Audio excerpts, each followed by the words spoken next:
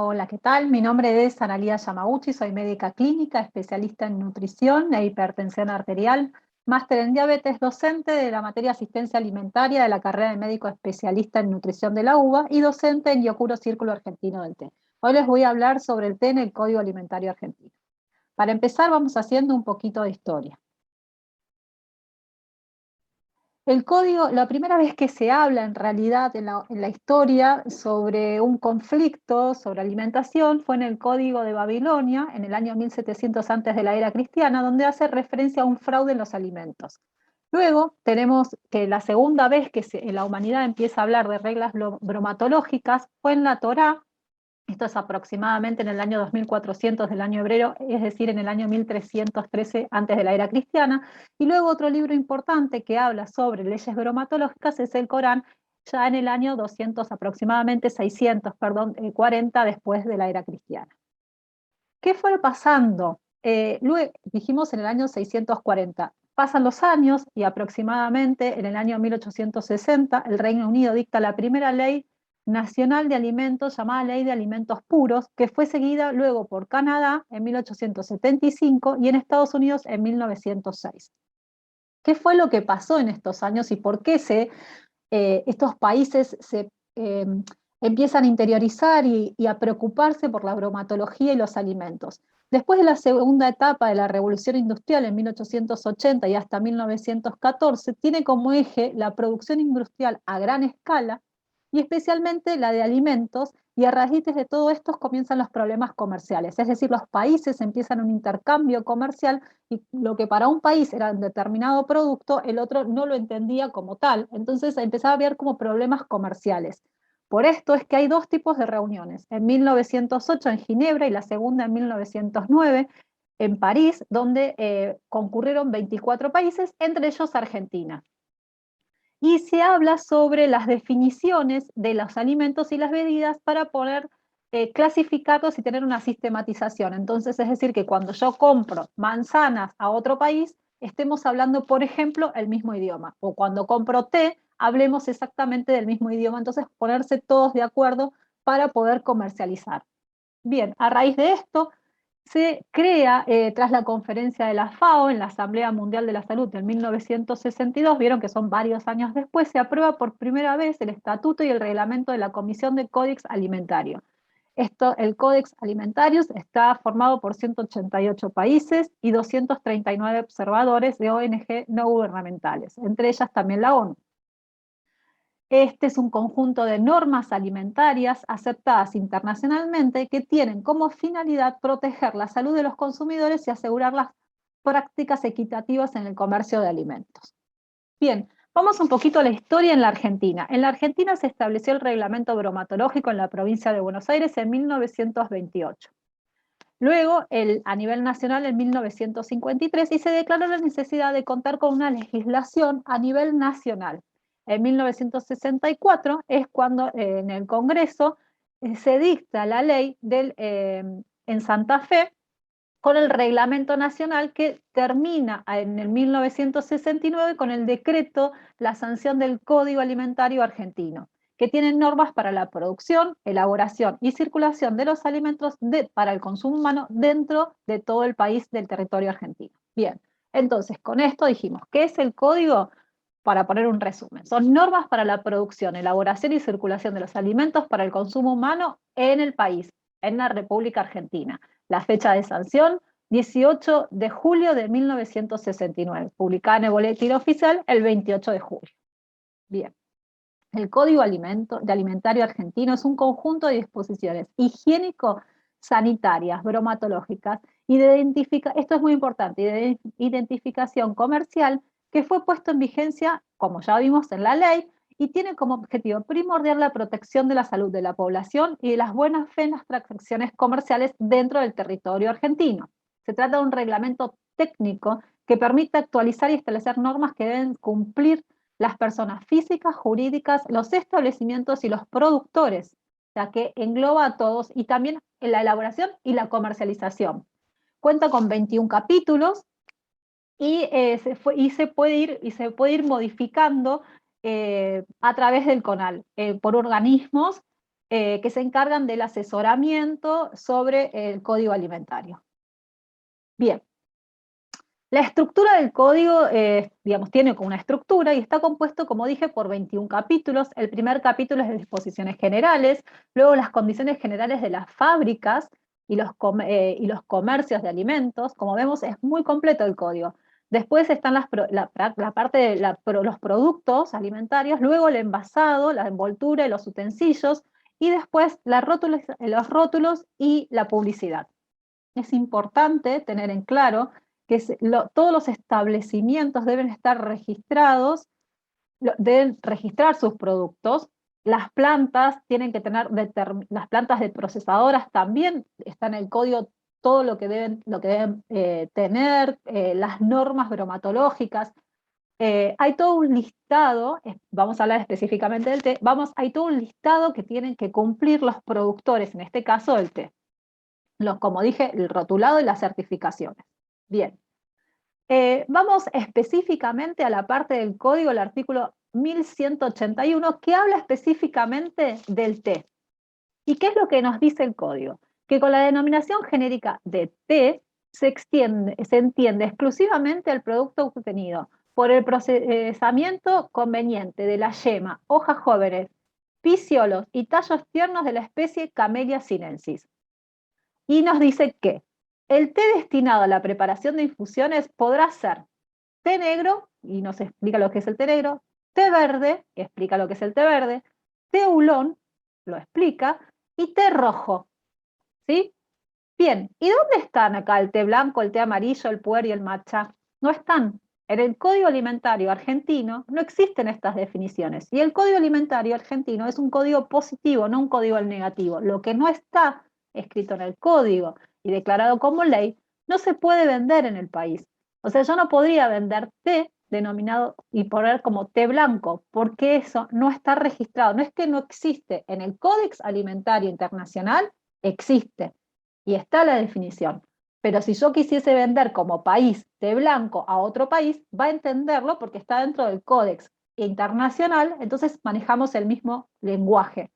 Pero dentro del territorio argentino no se podría vender porque no está especificado en el ADMAT qué es té blanco. No está la definición dentro de la ley. No es que no exista, en la Argentina por lo menos no está. Entonces lo que no está en definición, vuelvo a insistir, eso es un código por positivo, no en negativo. No podría vender yo té blanco, ni té amarillo, ni té puer, ni matcha, porque todavía, por lo menos al día de hoy, no están aclarados qué significa. Y si volvemos atrás, vemos que sí está la descripción del té negro, té verde, oolong y té rojo, pero no están estos descriptos, por lo tanto, no están dentro del código argentino. ¿Sí?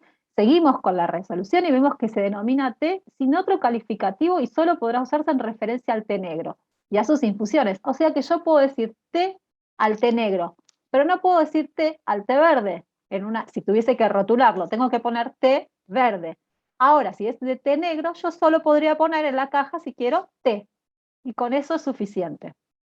Bien, con respecto a la resolución 1183, en el inciso 1542, dice que el té negro se extiende bajo alguna de las denominaciones reconocidas internacionalmente y que se mencionan a continuación las siguientes especificaciones. Entonces habla específicamente en cada parte de la hoja de té y qué es.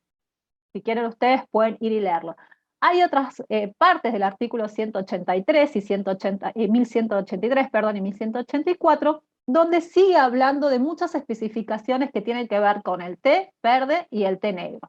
Y en el último dice, en el 1184, dice que queda permitida con o sin declaración del rotulado la mezcla de té según las denominaciones consignadas en el artículo 1183 y que las mezclas de té importado nacional con té importados con tés nacionales deberán declararse obligatoriamente el origen de dónde viene ese té. ¿Sí? Por ejemplo, si yo quisiese poner té negro de Argentina con un té de India, tengo que poner té argentino más té de India y qué porcentaje de cada uno hay dentro de ese producto. Bien, en el 1185 dice que el té verde o el té negro se expende del envasado para el consumo, deberá responder las siguientes características. Y habla del tallo, de la humedad máxima que tiene que tener, las cenizas solubles, cuánto de cafeína. Como ven, hay muchas especificaciones en el código con respecto al té negro y al té verde. En el artículo 1186, el té deberá envasarse en envases bromatológicamente aptos para el consumo. Y dice que queda prohibida la venta de té suelto para consumo familiar y prohíbe la venta de té agotado, averiado, alterado, que tengan hojas extrañas, ¿sí? Entonces acá empieza toda la parte bromatológica, ¿sí? Y que hace excepción a este párrafo a los tés aromatizados con pétalos de rosa, jazmín y otras plantas aromáticas, las cuales la cantidad presente de este producto será lo suficiente como para obtener un efecto aromatizador sin alterar las características previamente señaladas en el artículo 1185. Como ven, es muy específico el código. Después habla en el artículo 1188 con la denominación sobre el té descafeinado o el té sin cafeína. Dice que se entiende el té por un tratamiento especial que ha sido privado en su totalidad de su cafeína. Y este producto deberá responder a las mismas exigencias establecidas para té verde y té negro, excepto en lo que contiene su contenido de cafeína, porque vieron que cuando yo les hablé del té negro y té verde, dice qué cantidad de cafeína tiene que tener. Si yo quiero poner descafeinado, en esta parte específica que tiene que ser ese descafeinado, esa cafeína no mayor al 0,10%. Si no, no le podría poner en el rotulado descafeinado o sin cafeína. Después, en el artículo 1189, habla de las bolsitas de té. ¿Qué tipo de material tienen que tener? ¿Cómo deben ser envasadas? ¿Cómo tiene que estar rotulada? ¿Y qué tipo de hilo tienen que tener? Después, si ustedes quieren, lo pueden buscar en el código o detener el video, porque son muchas especificaciones y está bien claro qué hilo, por ejemplo, se debe usar para una bolsita de té. En el artículo 1190, con la denominación té soluble, té instantáneo, extracto de polvo o concentrado en polvo, se entiende como el producto resultante de la deshidratación del extracto acuoso obtenido exclusivamente a partir de té. Estos productos deberán contener una humedad del 100 al 105 como máximo y un 4% de cafeína con un mínimo de un 3%. ¿Sí? Bien. En el artículo 1191, con la denominación té soluble descafeinado o en polvo, y también tiene las especificaciones, o sea que no es que le puedo poner un rotulado lo que a mí se me ocurra. Todo está especificado, dijimos, es un código positivo, yo puedo poner lo que está en el código. Bien, en lo que es lo del artículo 1192, habla de lo que son las hierbas y las infusiones. Entonces dice que las infusiones, como por ejemplo anís, boldo, cedrón, melisa, menta, y todos esos se pueden incorporar solos o mezclados como infusiones. No se pueden denominar como té, porque por denominación té solamente teníamos el té negro, que es lo único que estaba permitido solamente como té. Y si era té verde, o té rojo o té oolong, debiera aclarar, ¿sí? Acá en las infusiones dice cómo se deben presentar las infusiones y cómo se debe rotularlas, ¿sí? Dice que se deberán declarar los ingredientes en orden decreciente. Si yo quisiese mezclar té negro o té verde con con estas hierbas, lo que tengo que aclarar en orden decreciente es el porcentaje de cada uno que tiene el producto. En la resolución, el artículo 1192 bis habla sobre todo lo que es la denominación de manzanilla y habla específicamente cómo tiene que estar la manzanilla y qué tipo de planta tiene que ser. Como ven, es muy, muy específico. El artículo 1192 bis también dice que podrá adicionarse té al té y a las hierbas para infusiones definidas en el artículo 1192 como tienen que tener hojas sanas, limpias y secas de stevia, y en ese caso se le podrá agregar a la denominación correspondientes edulcoradas con stevia, pero siempre y cuando estén referidas de lo que ya se refirió en el 1192, ¿sí? Veamos un poquito el Código Alimentario Internacional, el Código Alimentario, ¿sí? ¿Qué dice? En el Código Internacional se habla específicamente del té, de la Camellia sinensis, el desarrollo y los estándares específicos para el producto. Té verde, té negro, té blanco, oolong, matcha, puer, tés descafeinados, té instantáneos, Se habla del método sensoriales, del vocabulario, del muestreo, los métodos analíticos y pruebas, y los requisitos del envasado, almacenamiento y transporte, ¿sí? Es muy completo, y siempre se están como, la página que está como renovándose, porque siempre salen nuevos productos o nuevas denominaciones, y la idea es que todos tengamos un idioma en común en el momento de vender y hacer relaciones comerciales.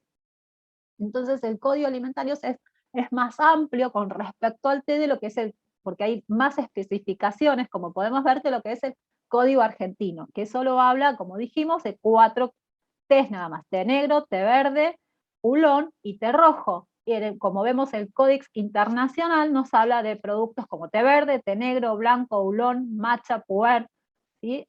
Tiene más denominaciones.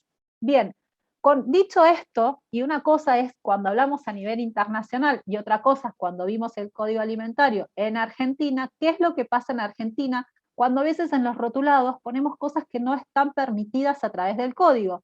En el año 2018 se prohibieron 2 marcas de té matcha, pero cuando dice la disposición no se prohibieron por estar en mal estado, se prohibió la comercialización en todo el territorio por no tener autorización de llamarse así. O sea, si nosotros sabemos qué es el té matcha y lo entendemos como tal, en la Argentina, en el Código Alimentario, no está la denominación de matcha, por lo cual yo lo podría vender como té verde en polvo de origen japonés, por ejemplo, pero no le puedo poner matcha porque no está especificado en el código que es matcha. ¿Se acuerdan cuando les hablé, y acá le pedí directamente el código, que cuando dice denominación té soluble, instantáneo, té en polvo, entonces el matcha entraría en esto? Entonces yo puedo poner té verde, le tengo que ir a fijar a la ley cómo está denominado el té verde, en polvo, porque sí nombra el té en polvo, entonces lo puedo comercializar de esta manera, pero no con matcha, porque por el momento en la Argentina, al día de hoy, no está especificado que es té matcha. Bien, bueno, espero hayan disfrutado la clase, les doy así muchas gracias por la invitación, y cualquier consulta pueden escribirnos a la escuela a horacio.sommelier@gmail.com.